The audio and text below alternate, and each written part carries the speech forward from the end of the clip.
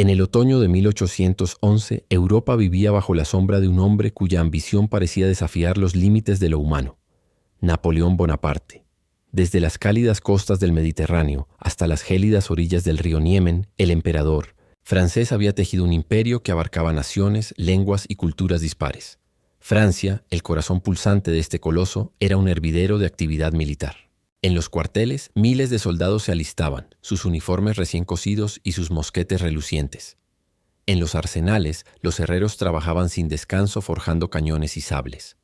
En los despachos, los generales trazaban estrategias, sobre mapas que se extendían como tapices sobre mesas de roble. Sin embargo, en los salones dorados del Palacio de las Tullerías, Napoleón proclamaba con voz firme y mirada ardiente que no deseaba otra guerra. Sus palabras, cargadas de la confianza de quien había doblegado a reyes y zares, resonaban como un decreto divino. Pero en San Petersburgo, la capital del vasto imperio ruso, eran recibidas con un silencio cargado de desconfianza. El zar Alejandro, aliado oficial de Francia desde la firma del Tratado de Tilsit en 1807, observaba los movimientos de Napoleón con una mezcla de inquietud y cautela. Aquel tratado, sellado tras la aplastante victoria francesa en Friedland, había unido a Francia y Rusia en una alianza contra Inglaterra, el enemigo común que dominaba los mares. Pero la relación entre los dos soberanos era tan frágil como un hilo de seda. Alejandro, un hombre de carácter enigmático, era a la vez un político astuto y un alma sensible. Admiraba la cultura francesa, hablaba su idioma con la fluidez de un parisino y respetaba su historia, pero no podía ignorar las ambiciones expansionistas de Napoleón. Rusia, un imperio que se extendía desde los Urales hasta el Báltico, con sus estepas infinitas y sus pueblos orgullosos, no estaba dispuesta a convertirse en un vasallo del emperador francés. Cuando Alejandro permitió que barcos mercantes ingleses atracaran en los puertos rusos, desafiando el bloqueo continental impuesto por Napoleón, el francés lo interpretó como un acto de traición. En la mente de Napoleón, Rusia había cruzado una línea invisible, pasando de ser un aliado a un enemigo potencial. En París, Armand de Caulaincourt, antiguo embajador francés en San Petersburgo, intentaba advertir a Napoleón sobre las consecuencias de un conflicto con Rusia. Caulaincourt, un hombre de modales refinados, rostro pálido y ojos penetrantes, había pasado 4 años en la corte rusa, donde había ganado el respeto de Alejandro y de la nobleza. Conocía el alma rusa, su orgullo indomable, su capacidad para soportar sufrimientos inimaginables y su devoción casi mística por la madre patria. En una audiencia privada en el Palacio de las Tullerías, Napoleón, sentado tras un escritorio, cubierto de mapas y documentos, escuchaba a su antiguo ayudante de campo con una mezcla de impaciencia y curiosidad, tamborileando los dedos sobre la madera pulida. ¿Por qué Alejandro ha roto su palabra?, preguntó Napoleón, su voz cortante como el filo de una espada. En Tilsit me miró a los ojos y juró que odiaba a los ingleses tanto como yo. Dijo: si compartimos ese odio, firmemos la paz, pero ahora permite que sus puertos se abran al comercio inglés. ¿Qué pretende? Caulaincourt, con la calma que lo caracterizaba, respondió con voz pausada, eligiendo cada palabra con cuidado: Señor, Rusia no puede sobrevivir sin el comercio con Inglaterra. Sus nobles, sus comerciantes, incluso los campesinos dependen de esos ingresos para sostener su economía. Alejandro no actúa por traición, sino por necesidad. Además, ve con preocupación cómo Francia apoya a los polacos, reúne tropas en sus fronteras y extiende su influencia sobre Alemania. No es una declaración de guerra, pero sí una señal de que Rusia no se someterá a su voluntad. Napoleón frunció el ceño, sus ojos brillando con una chispa de desafío. Se levantó de su silla, paseando por la sala con las manos entrelazadas a la espalda, su figura baja pero imponente llenando el espacio. Caulaincourt, no entiendes de negocios, dijo, deteniéndose frente a un mapa de Europa colgado en la pared. Rusia es enorme, sí, pero su vastedad es su debilidad. Su clima es un adversario más formidable que su ejército. Si Alejandro no lucha, el invierno lo hará por él. Mis tropas son las mejores de Europa. La Guardia Imperial, los coraceros, los granaderos. No se agotarán. Verás cómo esta campaña tiene sentido. Caulaincourt guardó silencio, pero en su interior crecía un temor profundo por el destino de Francia. Había estudiado los mapas de Rusia, había recorrido sus caminos polvorientos y sus aldeas remotas. Conocía las distancias interminables, los bosques impenetrables, los ríos que se congelaban en invierno y las estepas que engullían ejércitos. Sabía que Napoleón, cegado por su genio militar y su fe en la invencibilidad de su gran armée, Estaba subestimando a un enemigo que no se rendiría fácilmente. Pero no había forma de disuadir al emperador. Su mente ya estaba en marcha, planeando una campaña que, en su visión, uniría a Europa bajo su liderazgo y doblegaría a Inglaterra, a través de Rusia. Mientras tanto, en San Petersburgo, Alejandro I se reunía en secreto con sus generales y consejeros en el Palacio de Invierno. La sala, iluminada por candelabros de cristal, estaba cargada de tensión. Los retratos de los zares del pasado parecían observar con severidad a los presentes. Alejandro, vestido con un uniforme sencillo, paseaba frente a un mapa de Rusia extendido sobre una mesa. Sus ojos, de un azul pálido, reflejaban una mezcla de determinación y duda. «¿Qué hacemos con Napoleón?», preguntó deteniéndose frente al general Barclay de Tolly, un hombre de origen escocés cuya mente estratégica era respetada pero cuya extranjería generaba desconfianza entre los oficiales rusos. ¿Lo enfrentamos en la frontera o lo atraemos hacia el interior? Barclay, con su rostro anguloso y su voz firme, respondió: «Señor, el ejército francés es superior en número y experiencia. Un enfrentamiento directo en la frontera sería desastroso.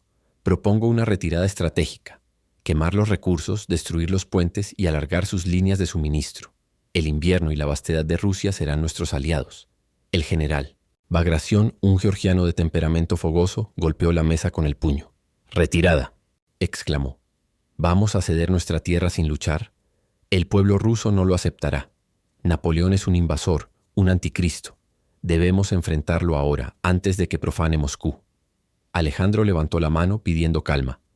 Su rostro, joven pero marcado por las responsabilidades de un imperio, mostraba el peso de la decisión que debía tomar.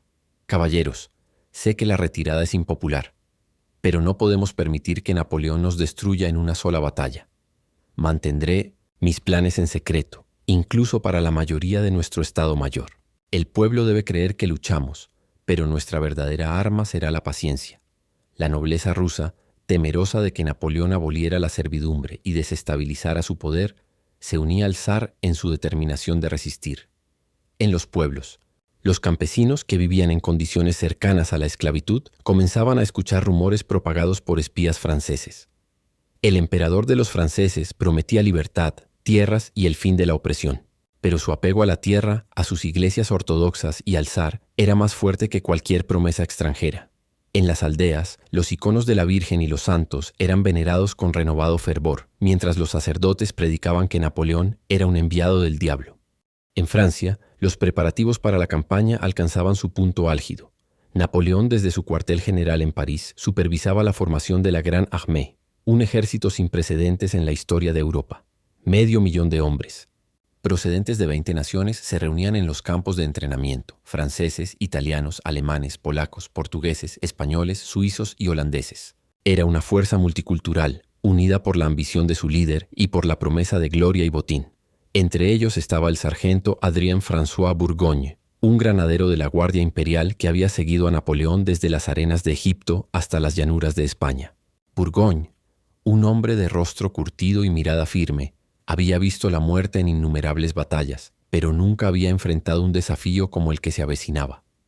Mientras afilaba su sable en un campamento cerca de la frontera polaca, conversaba con un joven recluta, un muchacho de su pueblo natal, Conde Lescaut, que temblaba ante la idea de la guerra. «¿Tienes miedo, chico?», preguntó Bourgogne, su voz grave pero amable. El recluta, con los ojos fijos en el suelo, asintió. «Todos lo tenemos», continuó Bourgogne, limpiando el filo de su sable con un trapo. «Pero el miedo es como el frío. Te acostumbras. Sigue al emperador y él nos llevará a la victoria. Siempre lo ha hecho». Pero en el fondo de su corazón, incluso Bourgogne sentía una punzada de incertidumbre al contemplar el horizonte ruso. Los rumores sobre las distancias interminables, el frío mortal y el ejército del zar, con sus cosacos salvajes y sus campesinos fanáticos, circulaban entre las tropas como un viento helado. Sin embargo, la fe en Napoleón, el hombre que había transformado Europa, era más fuerte que cualquier duda. En las aldeas rusas, un joven campesino llamado Pánfil Nazarov, de apenas 20 años, recibía la noticia de su alistamiento. Como muchos siervos, fue elegido por su comunidad para servir en el ejército del zar, una contribución a la defensa de la patria. Para los siervos como él, el alistamiento significaba 25 años de servicio, pero también la promesa de libertad si sobrevivían. Nazarov, con su cabello rubio y sus manos callosas de trabajar la tierra, se despidió de su familia en una pequeña aldea cerca de Smolensk. Su madre, con lágrimas en los ojos, le colocó un icono de San Nicolás alrededor del cuello. «Hijo mío, que Dios y el zar te protejan», susurró. Nazarov, con el corazón apesadumbrado pero lleno de orgullo, se unió a un regimiento donde los soldados, muchos de ellos siervos como él, se convertían en una familia adoptiva. Aunque temía al anticristo Napoleón, como lo describía la propaganda rusa, su fe en Dios y en la causa de Rusia lo sostenía. Mientras marchaba hacia el oeste, con su mosquete al hombro y el uniforme rígido por el almidón, no podía imaginar que pronto enfrentaría al mayor ejército de la historia en una lucha que cambiaría su vida para siempre.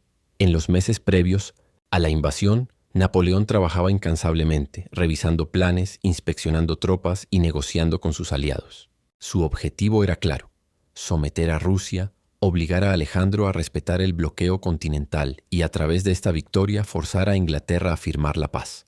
Pero en las sombras de su ambición las advertencias de Caulaincourt resonaban, como un eco lejano. Rusia no era una nación como las demás. Era un enigma. Una tierra que había resistido a mongoles, tártaros y cruzados.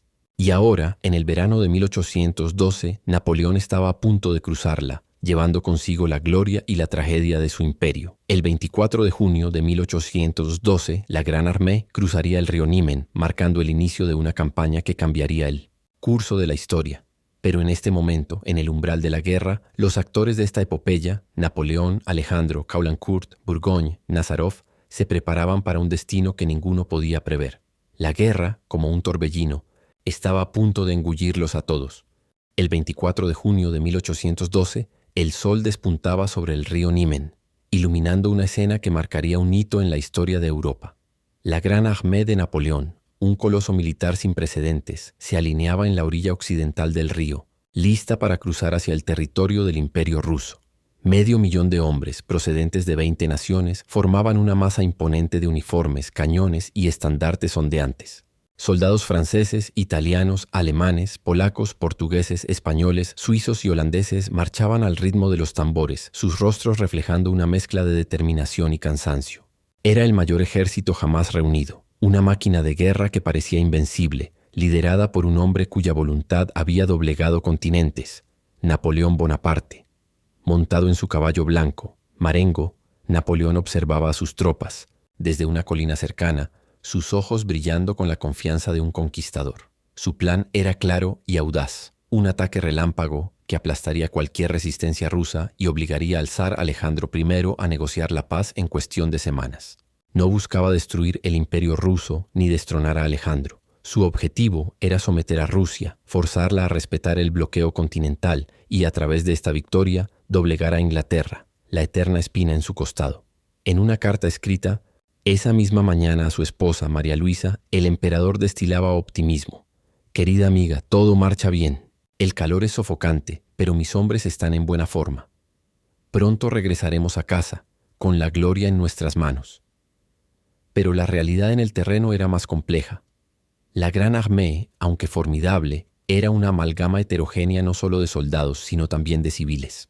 Esposas, hijos, amantes, cocineras y comerciantes seguían al ejército, cargando carretas con provisiones, ropa y enseres. Esta multitud añadía caos a la logística, dificultando el suministro de alimentos y agua. Napoleón, confiado en su experiencia en campañas anteriores en Italia y Alemania, había planeado que el ejército se abasteciera de los recursos locales. Sin embargo, Rusia no era como los fértiles campos de Lombardía o Baviera. Sus aldeas eran escasas, sus caminos rudimentarios y sus habitantes ferozmente leales al zar. El cruce del Niemen comenzó al amanecer, con puentes de pontones tendidos, apresuradamente sobre las aguas turbulentas. Los soldados marchaban en filas apretadas, sus botas levantando nubes de polvo que se mezclaban con el humo de las hogueras de los campamentos. Entre ellos estaba el sargento Adrien François Burgoyne, un granadero de la Guardia Imperial, cuya experiencia en batallas desde Egipto hasta España lo había convertido en un veterano endurecido. Burgoyne, con su uniforme azul impecable y su sable al cinto, caminaba junto a sus hombres, muchos de los cuales eran reclutas novatos de su pueblo natal, Condé-sur-Lescaut. Uno de ellos, un joven llamado Pierre, apenas podía disimular su nerviosismo. «Sargento, ¿es cierto que los rusos tienen cosacos que cortan cabezas con un solo golpe?», preguntó Pierre, su voz temblorosa mientras ajustaba su mochila. Burgoyne, limpiando el sudor de su frente, esbozó una sonrisa curtida.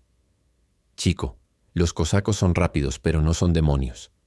Mantén tu mosquete cargado y tu cabeza fría, y estarás bien.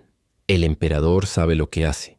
Pero en el fondo, incluso Burgoyne sentía una inquietud que no compartía con sus hombres. Los rumores sobre las vastas estepas rusas, los inviernos mortales y la resistencia de sus habitantes circulaban entre las tropas, sembrando dudas. Sin embargo, la fe en Napoleón, el hombre que había llevado a Francia a la cima de Europa, era un faro que los guiaba. En el lado ruso, el zar Alejandro I había ordenado a sus generales evitar un enfrentamiento directo con los franceses. En 1900, San Petersburgo, en una reunión secreta en el Palacio de Invierno, Alejandro había trazado su estrategia con el general Barclay de Tolly y el fogoso general Bagration. La sala, iluminada por velas que titilaban en candelabros de plata, estaba cargada de tensión. Napoleón espera una batalla rápida, dijo Alejandro, su voz serena pero firme. No se la daremos. Que sus tropas se adentren en Rusia, que se agoten en nuestras tierras. Quemaremos los graneros, destruiremos los puentes y envenenaremos los pozos. El invierno será nuestro aliado. Bagration, con su rostro moreno y sus ojos encendidos, protestó. Señor, ¿vamos a ceder nuestra tierra sin luchar? El pueblo nos verá como cobardes. Debemos enfrentarlos ahora. Barclay, más calculador, intervino. General, un enfrentamiento directo sería suicida. La Gran Armée supera a nuestro ejército en número y experiencia. La paciencia nos dará la victoria. Alejandro, con la mirada fija en un mapa de Rusia, asintió lentamente. Barclay, tiene razón.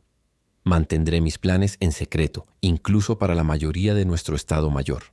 El pueblo debe creer que luchamos, pero nuestra arma será la espera. La estrategia rusa, conocida como la Tierra Quemada, comenzó a implementarse incluso antes de que los franceses cruzaran el Niemen. En las aldeas a lo largo de la frontera, los campesinos, bajo órdenes de los nobles, quemaban cosechas y abandonaban sus hogares, dejando tras de sí un paisaje de desolación. Pánfil Nazarov, un joven siervo de 20 años recién alistado en el ejército ruso, observaba con el corazón apesadumbrado cómo las llamas consumían los campos de su aldea cerca de Smolensk. Con su uniforme nuevo y su mosquete al hombro, Nazarov se había despedido de su madre días antes, prometiéndole regresar. Ahora, marchando con su regimiento hacia el oeste, sentía una mezcla de orgullo y temor. La propaganda rusa presentaba a Napoleón como el anticristo, un invasor que profanaría la sagrada tierra rusa. Nazarov, sosteniendo el icono de San Nicolás que su madre le había dado, rezaba en silencio por protección. El primer contacto con el enemigo ocurrió cerca de Vilna, la capital de Lituania, una región que había sido parte de Polonia antes de ser anexionada por Rusia. Los 30.000 soldados polacos de la Gran Armée, inflamados por la esperanza de restaurar su patria, recibieron a Napoleón como un libertador. Pero cuando las tropas francesas entraron en la ciudad, encontraron calles desiertas. Alejandro había ordenado la evacuación y el ejército ruso se había retirado sin presentar batalla. Napoleón, furioso por la falta de resistencia, se reunió con sus generales en el palacio del gobernador de Vilna. «Este Alejandro es un cobarde», dijo, golpeando un mapa con el puño. «Se deshonra ante los valientes polacos al huir sin luchar. Nos quedaremos aquí unos días para reorganizar el ejército, establecer un gobierno provisional y reabastecernos. Luego marcharemos hacia el este. Armand de Caulaincourt». A su lado frunció el ceño. «Señor, Alejandro no huye por cobardía. Está alargando la campaña, agotando nuestras fuerzas. El tiempo juega en su favor». Napoleón desestimó la advertencia, con un gesto de la mano. «Caulaincourt, siempre tan pesimista. Rusia caerá como cayeron Austria y Prusia. Solo necesita una batalla. Una victoria como Austerlitz, y Alejandro pedirá la paz». Pero la estrategia rusa ya estaba teniendo efecto. Las lluvias torrenciales convirtieron los caminos en lodazales, dificultando el avance de las carretas de suministros. Los caballos, sin forraje fresco, comenzaron a morir, y la disentería se extendió entre las tropas. Los soldados, hambrientos y agotados, empezaron a saquear aldeas, lo que alimentó el odio de los campesinos rusos. En una de estas aldeas, Burgoyne y sus hombres encontraron un granero quemado, con la paja podrida y los pozos envenenados. «Malditos rusos», murmuró Pierre, escupiendo al suelo. «Nos quieren matar de hambre». «No te preocupes, chico», respondió Burgoyne, aunque su propia confianza comenzaba a resquebrajarse. «El emperador encontrará una solución». En el lado ruso, la moral también sufría. Los soldados, como Nazarov, marchaban bajo el peso de la incertidumbre. La constante retirada hacía que muchos se sintieran humillados, y los oficiales, como Bagration, escribían cartas llenas de frustración. Me avergüenza llevar este uniforme. Somos peones en un juego que no entiendo. Sin embargo, la fe en el zar y en la madre patria mantenía unidas a las tropas. En los campamentos, los sacerdotes ortodoxos bendecían a los soldados, y los iconos de la Virgen de Smolensk eran llevados en procesiones para inspirar valor. A medida que la Gran Armée avanzaba hacia el este, las primeras señales de problemas aparecieron. Las largas marchas, el calor sofocante y la escasez de agua potable diezmaban a los soldados. Los desertores comenzaron a aparecer, y los oficiales, bajo las órdenes estrictas de Napoleón, ejecutaban a los que eran capturados. Caulaincourt, observando el sufrimiento de las tropas, escribió en su diario: «Estamos destruyéndonos a nosotros mismos sin un objetivo claro. Rusia es un abismo que nos tragará si no tenemos cuidado». Pero Napoleón, imperturbable, seguía soñando con una victoria rápida. Su mirada estaba fija en Smolensk, la próxima gran ciudad en el camino hacia Moscú. Creía que allí, por fin, el ejército ruso le presentaría batalla. Lo que no sabía era que Alejandro y sus generales habían preparado una trampa mucho más insidiosa, un juego de paciencia y sacrificio que pondría a prueba la resistencia de la Gran Armée y la voluntad de su emperador. La Gran Armée avanzaba implacable hacia el este, atravesando las vastas llanuras de Rusia occidental bajo un sol abrasador que convertía el polvo de los caminos en nubes asfixiantes. A principios de agosto de 1812, el ejército de Napoleón, que había cruzado el río Niemen con 500.000 de hombres, ya mostraba signos de desgaste. Las marchas interminables, que cubrían entre 20 y 40 kilómetros diarios, agotaban a los soldados. El calor sofocante, combinado con la escasez de agua potable, hacía que cada paso fuera una prueba de resistencia. Los caballos privados de pismoinitescent, forraje fresco, colapsaban bajo el peso de las carretas y los cañones. La disentería y el tifus se propagaban como un veneno invisible, diezmando las filas. Los soldados hambrientos y frustrados comenzaban a saquear las aldeas que encontraban, solo para descubrir que los rusos, fieles a su estrategia de tierra quemada, habían quemado los graneros, destruido los puentes y envenenado los pozos. Lo que una vez fue un ejército imponente, ahora parecía una serpiente herida, arrastrándose hacia un destino incierto. Napoleón, desde su cuartel general móvil, mantenía su confianza inquebrantable. Montado en su caballo, con su característico bicornio y su abrigo gris, inspeccionaba a sus tropas con una mezcla de severidad y carisma. Para él, cada obstáculo era una oportunidad para demostrar su genio militar. Su objetivo inmediato era Smolensk, una ciudad fortificada en el camino hacia Moscú, donde esperaba forzar al ejército ruso a una batalla decisiva. Una victoria como Austerlitz, decía a sus generales, y Alejandro se arrodillará ante mí. Pero sus oficiales, especialmente Armand de Caulaincourt, veían con creciente inquietud los signos de deterioro en el ejército. «Señor», advirtió Caulaincourt durante una reunión en una tienda de campaña cerca de Vitebsk, «los tísanos y rusos no nos están dando la batalla que desea. Están quemando sus propios recursos para negarnos sustento. Nuestras líneas de suministro se extienden demasiado y el ejército se debilita con cada día que pasa». Napoleón, sentado frente a un mapa de Rusia, desestimó la advertencia con un gesto de la mano. «Caulaincourt, siempre ves fantasmas donde solo hay sombras. Los rusos no pueden huir para siempre. En Smolensk los encontraré y allí los aplastaré». Pero Caulaincourt, cuya experiencia en Rusia le había enseñado a respetar la tenacidad de sus habitantes, no estaba tan seguro. En su diario escribió: «El emperador cree que Rusia es como Austria o Prusia, pero se equivoca. Esta tierra no se rinde, devora a sus invasores». En el lado ruso, la estrategia de retirada estaba causando estragos en la moral del ejército y del pueblo. Los soldados, como el joven Pánfil Nazarov, marchaban con el peso de la humillación. En un campamento cerca de Smolensk, Nazarov, con su uniforme raído y su mosquete al hombro, escuchaba los sermones de un sacerdote ortodoxo que bendecía a las tropas con un icono de la Virgen de Smolensk. «Luchamos por Dios, por el zar y por Rusia», proclamaba el sacerdote, y Nazarov, tocando el icono de San Nicolás que colgaba de su cuello, encontraba consuelo en esas palabras. Pero en su corazón sentía la frustración de no haber enfrentado aún al enemigo. «¿Por qué huimos?», susurró a un compañero, un siervo como él. «¿No es esta nuestra tierra?». Los oficiales rusos, como el general Bagration, compartían esa frustración. En una carta a su amigo, el general Yermolov, Bagration escribió: Me avergüenza llevar este uniforme. Nos movemos como peones, cediendo nuestra tierra al invasor. Esto me está matando. La nobleza rusa, temerosa de que Napoleón cumpliera su promesa de abolir la servidumbre, presionaba al zar Alejandro para que detuviera la retirada. En San Petersburgo, la población comenzaba a cuestionar la estrategia del zar, y los rumores de traición circulaban entre los soldados, especialmente contra oficiales extranjeros como Barclay de Tolly. Alejandro, consciente de la creciente insatisfacción, tomó una decisión crucial. A finales de julio nombró al general Mikhail Kutuzov como comandante supremo del ejército ruso. Kutuzov, un veterano de rostro curtido y mirada astuta, era una figura controvertida. Había sido derrotado por Napoleón en Austerlitz en 1805, una humillación que Alejandro nunca olvidó. Sin embargo, Kutuzov era inmensamente popular entre las tropas y el pueblo, gracias a su carisma y su reputación como patriota. En su primera proclama, Kutuzov apeló al fervor ruso. «Camaradas, pensad en las ciudades que han ardido, en vuestros hijos que os piden protección, en nuestro emperador que confía en vosotros. Cumplid con vuestro deber, y Rusia prevalecerá». 17 de agosto de 1812, la Gran Armée llegó a las puertas de Smolensk, una ciudad estratégica rodeada de murallas medievales. Napoleón, convencido de que por fin enfrentaría al ejército ruso, ordenó un asalto masivo. A las 6 de la mañana, la artillería francesa abrió fuego, lanzando una lluvia de proyectiles sobre las defensas rusas. Los 20.000 soldados rusos, que guarnecían la ciudad bajo el mando del general Raevski, resistieron con ferocidad, decididos a defender Smolensk a toda costa.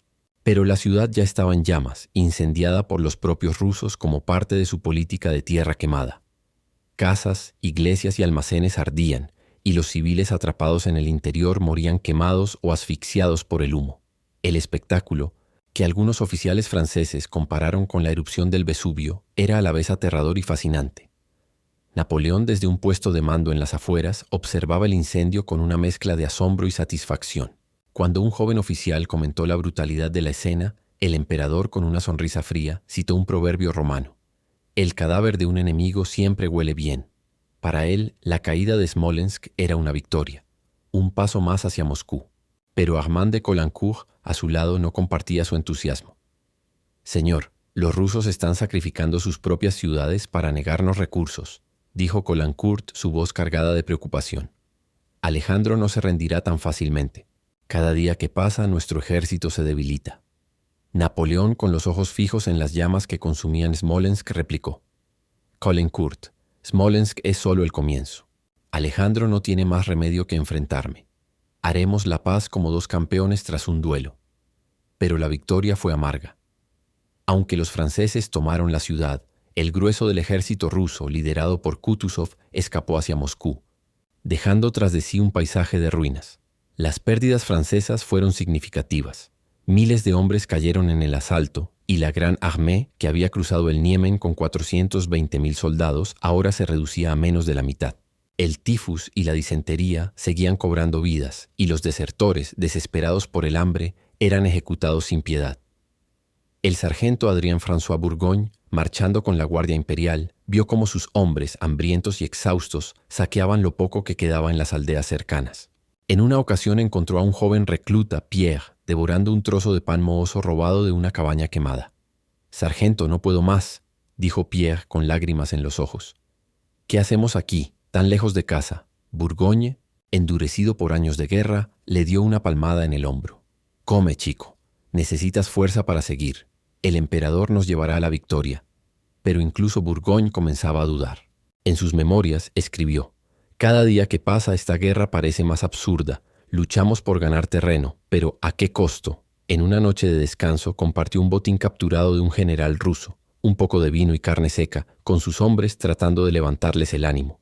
Pero el hambre, el cansancio y la sensación de estar persiguiendo un enemigo invisible pesaban como una losa. En el lado ruso, la caída de Smolensk marcó un punto de inflexión. La población, que hasta entonces había confiado en Alejandro, comenzó a dudar de su estrategia de retirada. Los soldados, como Nazarov, sentían la humillación de ceder su tierra sin luchar. En un campamento cerca de la ciudad, Nazarov escuchó a un oficial gritar: «Smolensk ha caído, pero Moscú no caerá. Lucharemos hasta el último hombre». Esas palabras encendieron un fuego en el corazón de Nazarov, que apretó su icono de San Nicolás y juró defender su patria. Napoleón, mientras tanto, reorganizó sus fuerzas en Smolensk, estableciendo un ayuntamiento con ciudadanos rusos leales a Francia, a quienes obligó a pagar impuestos en moneda francesa por trigo, ganado y forraje. Estas medidas destinadas a sostener al ejército solo sirvieron para avivar el odio de la población local. Los rusos no entendían por qué su zar no enfrentaba al invasor, y la primera crisis de confianza entre Alejandro y su pueblo comenzó a gestarse. Kutuzov, consciente de la presión, sabía que no podía seguir huyendo. La opinión pública rusa exigía una batalla, y el general, a pesar de su cautela, comenzó a planear un enfrentamiento decisivo. El lugar elegido sería Borodino, a 120 kilómetros de Moscú, donde el destino de la campaña se decidiría en 1900, un choque de titanes. Mientras tanto, Napoleón, ajeno a las trampas que le esperaban, seguía soñando con una victoria que obligara a Alejandro a rendirse. Pero Rusia, con su vastedad y su espíritu indomable, estaba a punto de enseñarle una lección que nunca olvidaría. A principios de septiembre de 1812, la Gran Armée, exhausta pero aún formidable, avanzaba hacia el corazón de Rusia. Las interminables marchas, el hambre y las enfermedades habían reducido el ejército de Napoleón a menos de 200.000 hombres, una sombra del coloso que había cruzado el río Niemen apenas 2 meses antes. Los soldados, con los uniformes raídos y las botas desgastadas, arrastraban los pies por caminos embarrados, mientras el calor del verano ruso daba paso a los primeros vientos fríos del otoño. La moral estaba al borde del colapso. Los saqueos se multiplicaban. Los desertores eran ejecutados en masa y el espectro de una guerra sin fin pesaba sobre todos.